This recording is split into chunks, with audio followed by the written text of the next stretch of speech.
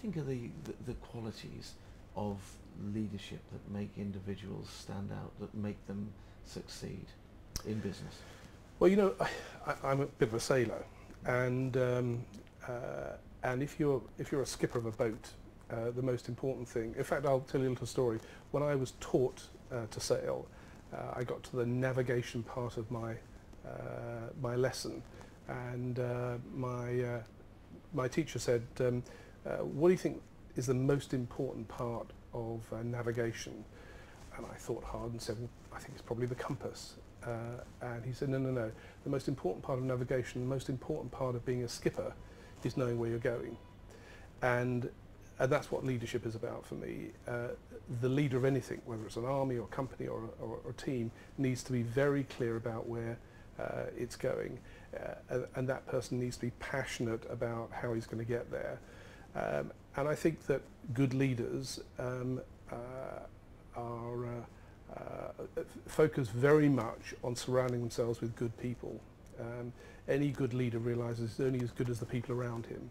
And in certainly all the ventures that I've been involved in, I've tried very hard to surround myself with really smart people, and I've simply pointed them in the right direction and given them the fire and the passion to deliver.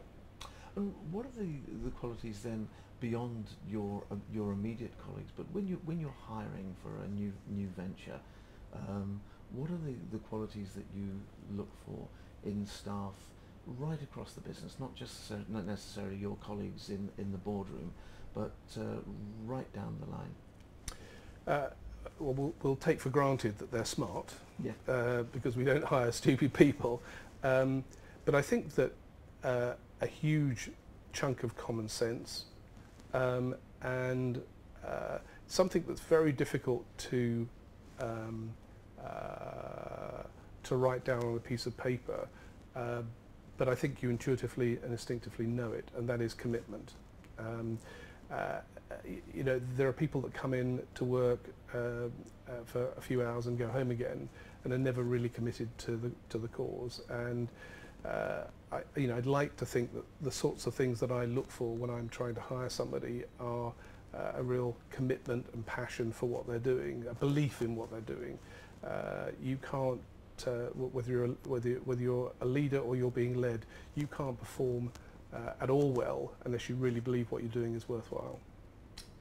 So that being the case, what are the perhaps 3 bits of advice that you would give to an individual now looking to either develop their career with a new company within the business of sport, or perhaps a younger person looking for their first job in the business of sport?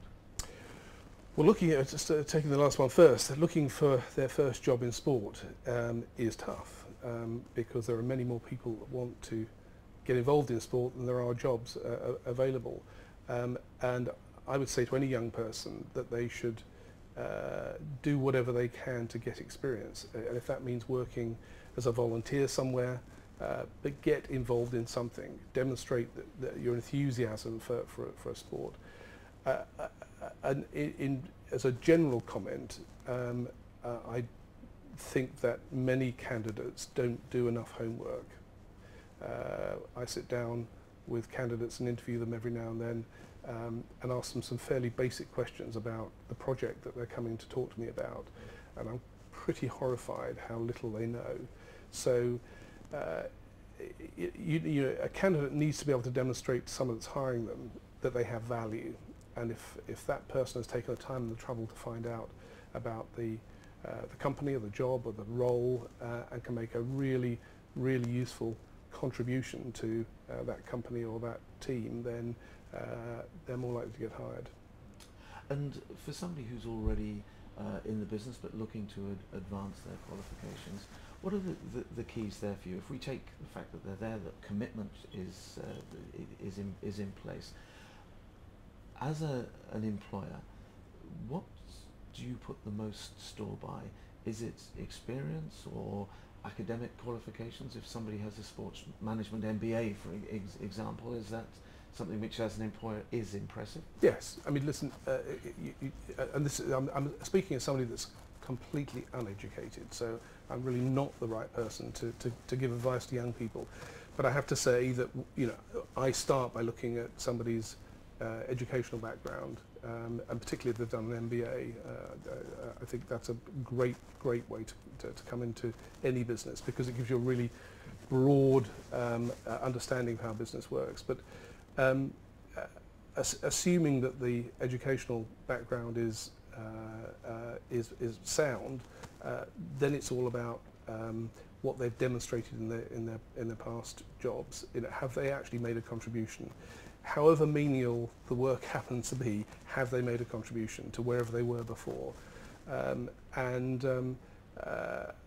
It's very easy, I think, for candidates to, and we get lots and lots of CVs coming through where you really don't get a sense of what that person individually has contributed to whatever they're doing.